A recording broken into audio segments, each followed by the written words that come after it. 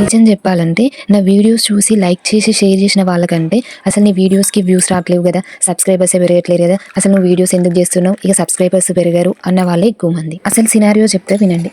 ఏదైనా మనం ఒక ప్రాసెస్ అయినా ఏదైనా ఒకటి స్టార్ట్ చేసినామంటే డెఫినెట్లీ మనం ఎంకరేజ్ చేసే వాళ్ళకంటే డిస్కరేజ్ చేసే వాళ్ళే ఎక్కువ మంది ఉంటారు. అది నోన్ ఫ్యాక్ట్.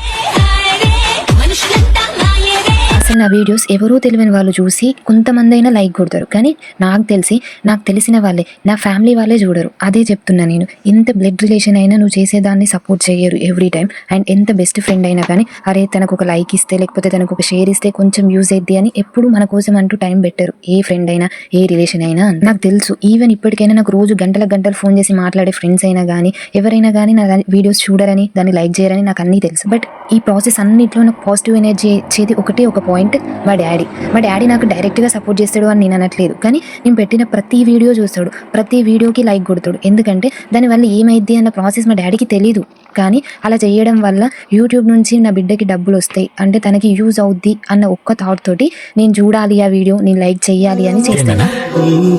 నా జీవితంలో నేను నిన్నే ఎక్కువ కష్టపెట్టాను. న్యాయంగా చూస్తే నువ్వే నా మీద ఎక్కువ కోపడాలను. ఈ రోజుల్లో ఇలాంటి సెల్ఫ్లెస్ రిలేషన్షిప్స్ అనేది అసలు ఎవరితో ఉండవు. నాకు అందరూ నన్ను నువ్వు ఎందుకు ఎవరి గురించి పట్టించుకోవు, ఎందుకు ఎవరిని నమ్మవు అని అంటుంటారు. అవును, ఇలాంటి మనుషులని నేను ఎందుకు నమ్మాలి? ఇలాంటి వాళ్ళ కోసం నా లైఫ్ స్టైల్ని ఎందుకు చేంజ్ చేసుకోవాలి? నేను అనుకున్న జీవితాన్ని ఎందుకు బతకూడదు? నాకు ఎక్కువ మంది అంటే చిరాకు. ఎక్కడ ఎక్కువ మంది ఉంటే అక్కడ నేను ఉండలేను. నేనే కాదు, మీరైనా అంతే. మీ లైఫ్ లో నా అనుకుని వాళ్ళ గురించి మీరు ఎప్పుడూ జీవించకండి.